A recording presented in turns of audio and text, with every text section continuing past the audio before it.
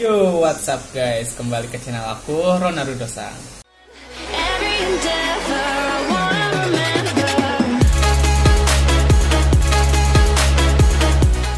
Nah, jadi banyak banget nih yang request ke aku, Kak, tolong dong bikin tutorial cara pengisian formulir Monbuka Gakuso. Nah, pada video kali ini aku akan membahasnya dari awal sampai akhir. Jadi aku dengar informasi pendaftaran Monbuka Gakuso 2021 setelah dibuka oleh pemerintah Jepang. Kak, ini rambutnya udah cukur ya? Iya dong, udah cukur ya. Jadi rapian kan? Ya mantap jiwa. Kayak nggak penting. Oke, kita lanjut. Jadi hal pertama yang kalian lakukan adalah membuka browser kalian. Ya iyalah. Gimana sih Kak? Oke, kita lanjut ke Google Chrome aja ya. Nah, terus kalian buka link yang ada di deskripsi untuk melihat formulirnya. Nah, pokoknya kayak gini nih. Nah, jadi yang pertama itu adalah yang program Gakubu atau S1. Terus yang kedua ini D3 Kosen, yang ketiga adalah D2 atau Senshu. Nah, pada dasarnya adalah formulir dari ketiga program ini nggak jauh berbeda. Nah, jadi karena aku ikut yang S1, jadi aku bahasnya yang formulir S1 aja ya. Nah, tapi in general sama kok. Nah, kalian buka PDF filenya di link ketiga sini. Yep.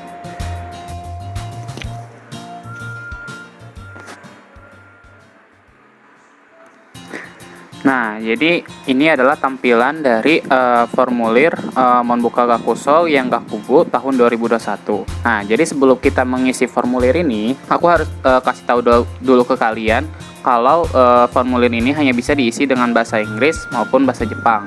Nah, jadi pilih salah satu. Nah, terus kalau misalkan kalian mau diketik cara pengisiannya, itu gak usah pakai huruf kapital semuanya.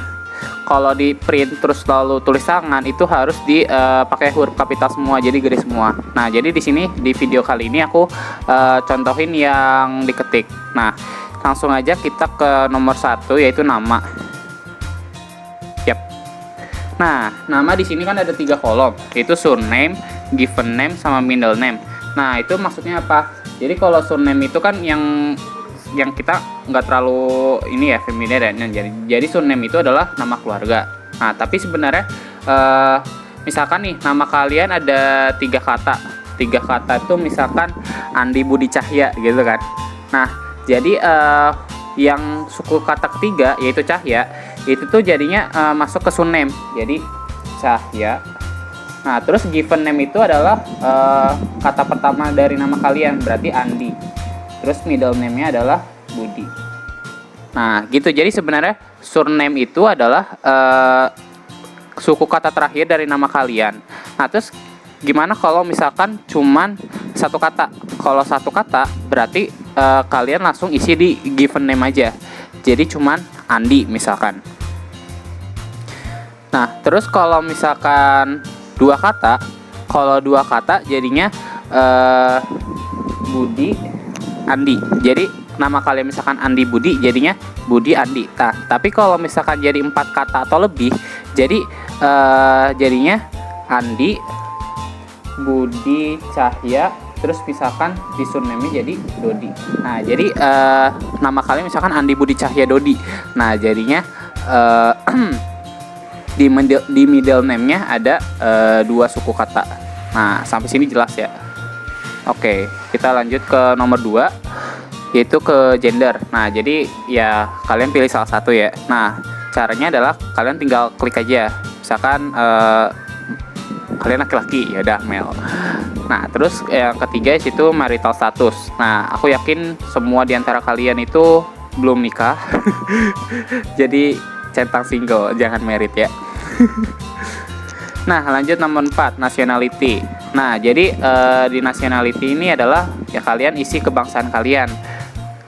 Kalau misalnya Indonesia berarti Indonesia gitu, gampang ya. Terus lanjut ke nomor 5.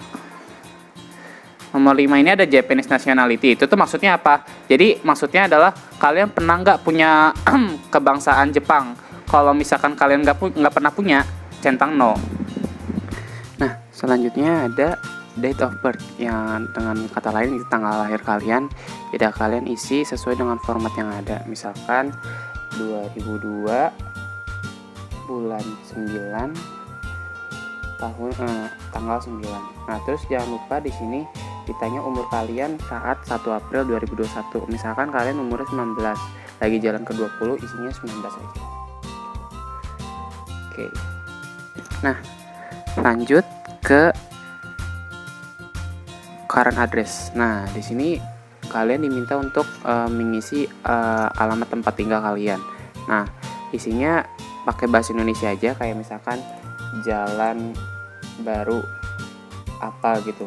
Nah, terus kalau misalkan provinsi sama city-nya itu dalam bahasa Inggris aja, misalkan Bandung, terus West Java misalkan. Nah, terus di sini isi country-nya Indonesia. Nah, kalau misalkan kalian punya tempat tinggal di Jepang, itu tuh kalian harus lampirkan status residen kalian apa. Kalau misalkan nggak ada, ya udah skip aja. Oke. Yap. Kita lanjut ke yang ini, your address before departure for Japan. Nah, jadi kalau misalkan kalian udah lolos dinyatakan sebagai penerima Monbuka Gakuso, kalian akan dibelikan tiket. Nah, tiketnya itu berdasarkan alamat yang kedua ini. Jadi kalau misalkan alamat kalian pas keberangkatan itu sama aja, ya udah centang aja same as above. Nah, tapi kalau misalkan kasus kalian itu misalkan rumah aku di Medan misalkan. Nah, terus aku udah kuliah di ITB, berarti kan di Bandung kan. Nah, karena aku kuliah di Bandung, terus orang tua juga mau pindahan ke Bandung, berarti ya kita berangkatnya dari Bandung dong enaknya. Nah, kalian centang yang ini, terus isi alamat yang baru, misalkan bla bla bla bla. Dan jangan lupa country-nya di Indonesia juga. Nah, karena di sini ada keterangan, kalau misalkan alamat pemberangkatan kalian itu bukan di Indonesia, berarti kalian nggak dapat tiket. Yang artinya kalian harus berangkat pakai tiket sendiri, jadi keluarin duit sendiri. Nah, jadi di sini centang aja yes, jadi kalian udah mengerti tentang tersebut.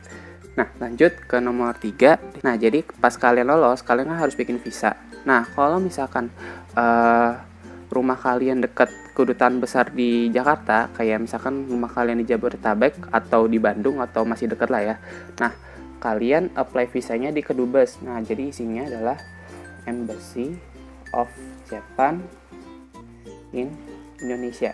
Nah, tapi kalau kalian rumahnya deket Surabaya, Medan, Denpasar, Makassar, itu kalian bisa ngurus di kantor konsulatnya aja. Kalau misalkan kalian mau ngurusnya di kantor konsulat aja, kalian isinya Konsulat General of Japan in misalkan Surabaya atau Denpasar misalkan.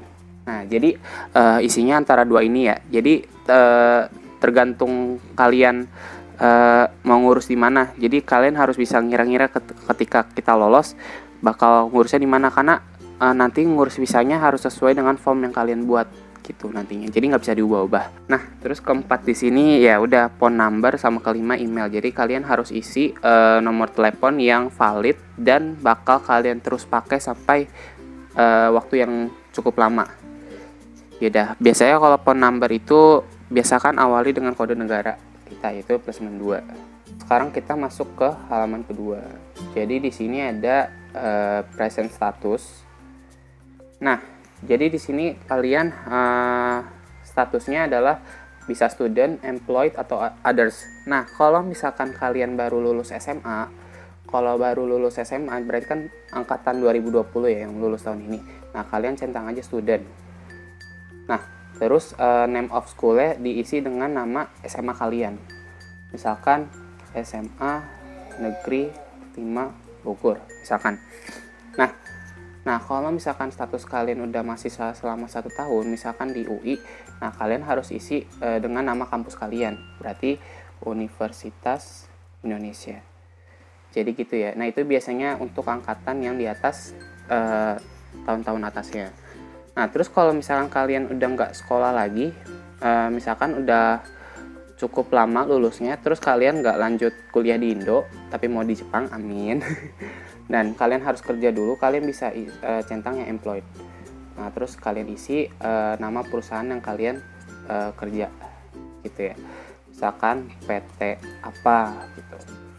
Yap, oke. Lanjut ke nomor 9. Nah, di sini dia ditanya specialist field of study in high school. Nah, kalau kalian baru lulus tahun ini, berarti kan kalian isinya SMA ya. Nah, kalian kalau yang baru lulus SMA, itu kalian isi dengan jurusan IPA atau enggak IPS. Kalau misalkan IPA berarti Natural Sciences. Nah, kalau misalkan kalian IPS berarti Social Humanities. Yap. Nah, kalau misalkan udah ngisi yang nama perguruan tinggi kalian di Indo, atau kalian udah lulus, lulus cukup lama dari SMA, kalian isi dengan jurusan yang kalian sedang tempuh. Misalkan chemical engineering, gitu ya, simple. Yap. Jadi di sini kalian harus mengisi riwayat sekolah kalian dari SD sampai SMA ataupun kuliah. Nah, di sini kan dia ada yang pertama primary education, berarti kalian isi nama SD kalian. Nah, terus kalau misalkan kalian pindah-pindah nih SD-nya, tidak kalian listin aja nama-nama SD-nya. Misalkan yang SD pertama adalah SDN Tadika Mesra. Tadika Mesra 1 misalkan. Nah, terus pas kelas 4 misalkan kalian pindah ke SDN Tadika Mesra 2. Nah, pokoknya di list aja. Nah, terus kalian di sini isi provinsi di mana sekolah itu tersebut. Berarti kalau yang nomor 1 misalkan provinsi Jakarta, berarti Jakarta. Terus kalau kedua misalkan provinsinya di Jawa Barat, berarti West Java. Terus isi kotanya. Jadi kalau nomor 1 misalkan di Jakarta Pusat, berarti Sentral Jakarta. Terus yang kedua itu misalkan Bogor. Yap. Nah, di sini kan ada tahun masuk sama tahun keluarnya kalian. Nah, jadi kalian harus inget-inget lagi kalian kapan masuk SD-nya tahun berapa sama bulan berapa, terus keluarnya tahun berapa sama bulan berapa. Nah, kan kalian ada misalkan ada yang pindah-pindah gitu kan, Kak. Nah, itu nggak perlu. Jadi kayak masuk dari kelas 1-nya tuh tahun berapa sama kelas 6-nya pas lulus tahun berapa. Nah, gampangnya gitu aja. Jadi misalkan 2008 bulan 6 misalkan. Nah, terus lulusnya berarti 2014 bulan 6 juga misalkan. Nah, period of schooling attended-nya karena SD ya 6 years. Nah, kalau nggak cukup itu kalian bisa isi di kolom remarks. Oke, sip. Nah, begitu juga dengan kolom yang di SMP. Itu ikutin aja sama yang di SD. SMP kan, SMP tinggal tulis aja, terus period of schooling attended-nya jangan lupa 3 years. Nah, terus SMA juga kalian isi 3 years juga. Kalau kalian baru lulus atau enggak angkatan 2020 tahun ini, kalian gak usah isi, jadi kosongin aja. Lulusan 2020 kosongin aja. Nah, tapi kalau kalian udah kuliah selama 1 tahun minimal, kalian harus isi kampus kalian di kolom keempat ini yang undergraduate. Dan jangan lupa isi ya seperti yang di atas. Nah, di sini kan ada graduated, expected to graduate, sama ada status. Kalau misalkan kalian udah lulus, berarti centang graduated. Tapi kalau kalian masih ongoing, berarti harus centang yang expected to graduate. Nah, terus yang kolom years-nya ini kalian isi sesuai sampai dengan kalian isi form itu. Kalau kalian pas isi form ini udah 1 tahun ngejalanin, itu 1 tahun.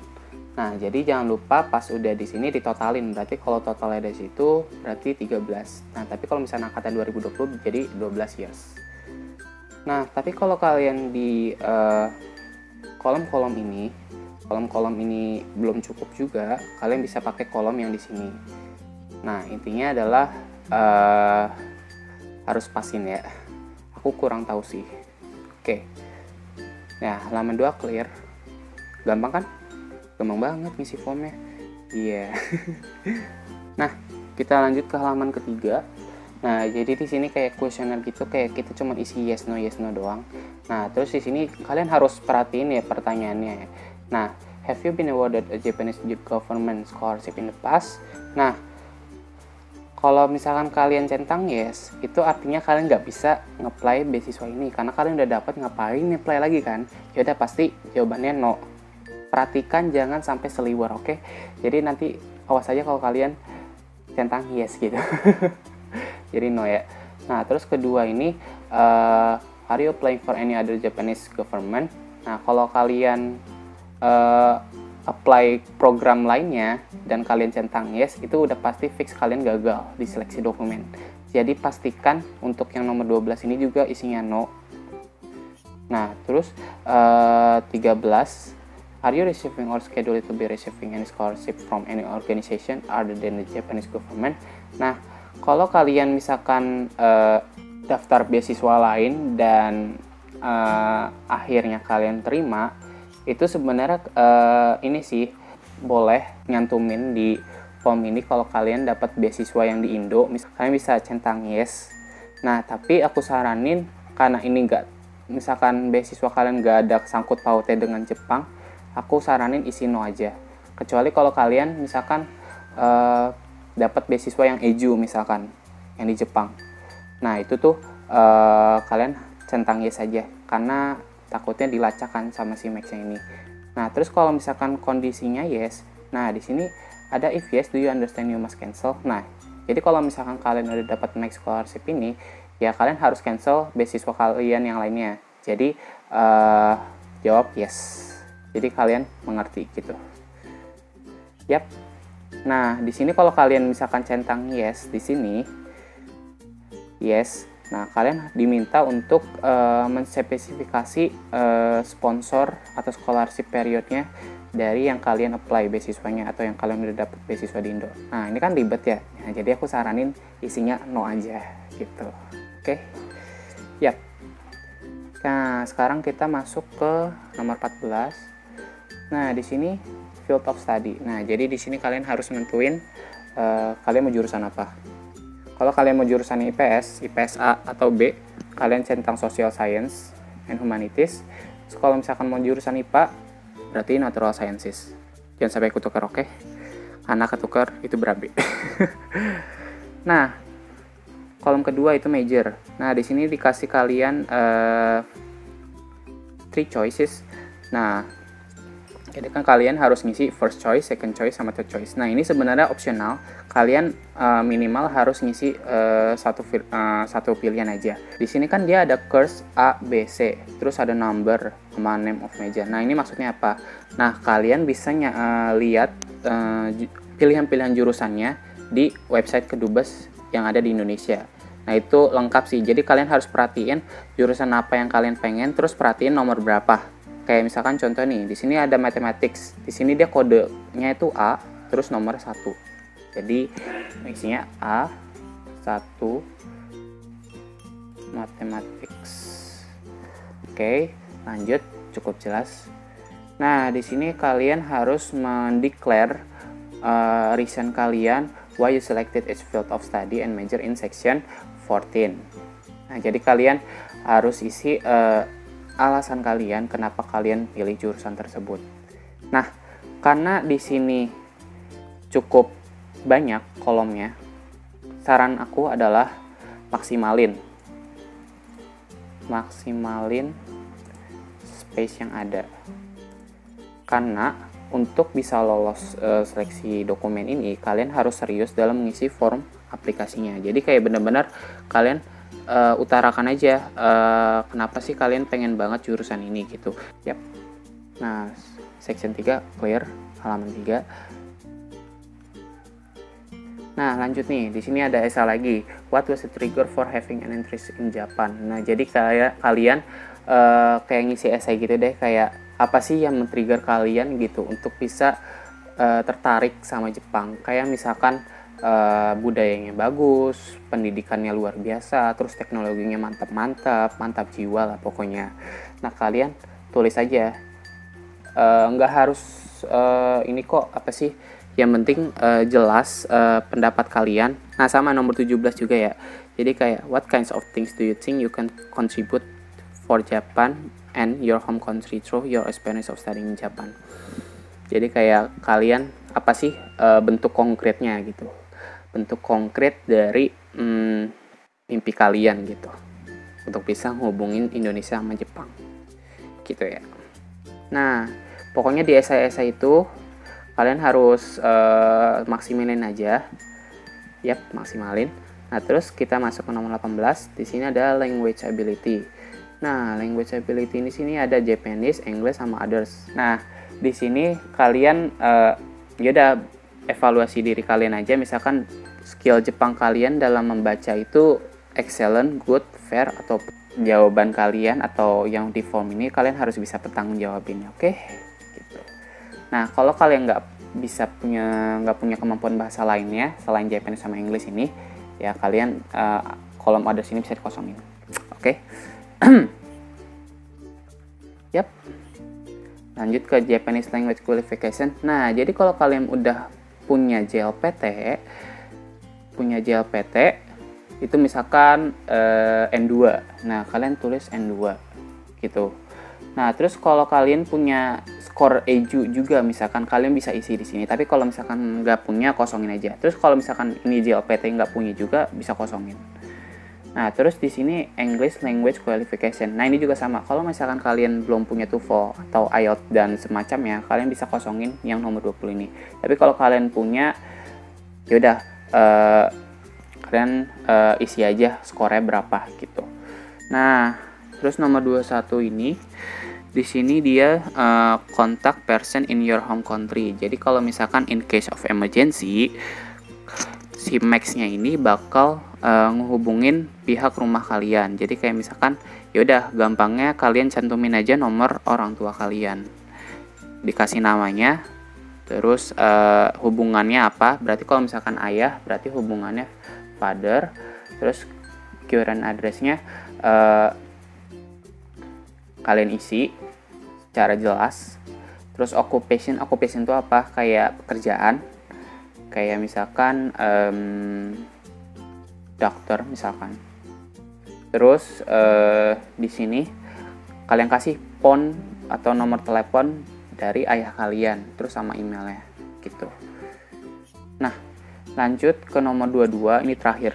Nah, pas visit or stays in Japan. Jadi kalau kalian sebelumnya punya riwayat perjalanan ke Jepang, itu kalian tulis aja tahun berapa sama bulan berapa sampai tahun berapa bulan berapa. Terus di sini kalian jelasin purpose kalian atau tujuan kalian ke Jepang itu ngapain. Oke, kita terakhir adalah jangan lupa kalian tanda tangan di sini, karena kalau belum ditanda tangan khawatir bermasalah.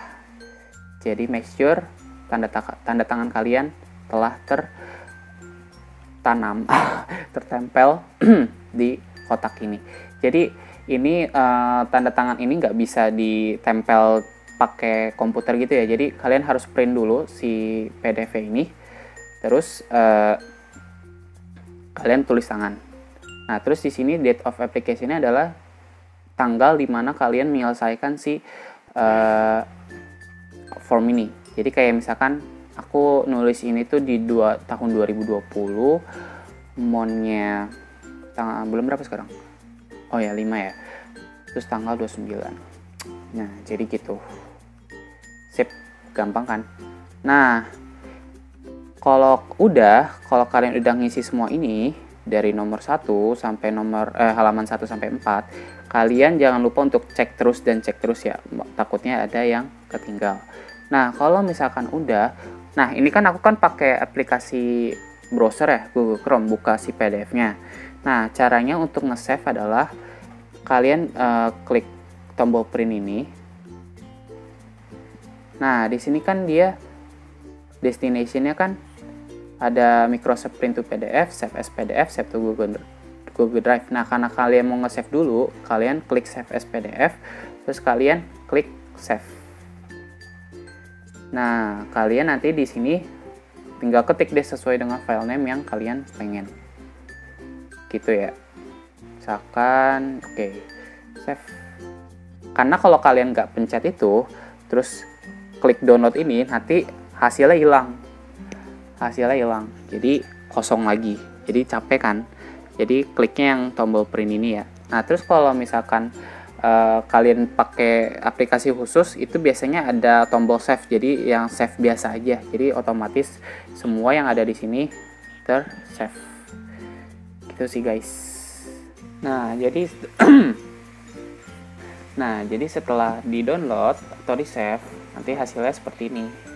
Tada, udah ada isinya kan, dan ini lebih rapi kan dibanding untuk tulis tangan. Nah nanti kalian print application format, terus kalian jangan lupa untuk tempel foto kalian ukuran 4,5 x 3,5 di space yang ada. Nah jadi kalian nggak bisa pakai foto digital, jadi harus ditempel dengan foto aslinya gitu ya guys. Nah ya udah, nanti lengkapi berkas-berkas yang lainnya. Simple kan? Yay. Oke. Nah mungkin video kali ini sampai saat ini aja. Semoga panduan yang aku berikan ini membantu kalian dan semangat untuk kalian yang ingin mencoba Monbuka Gakuso yang tahun 2021 ini. Nah jangan lupa untuk subscribe, like, and comment kalau kalian memiliki pertanyaan yang belum aku bahas di panduan ini. Oke, semangat terus. Bye-bye.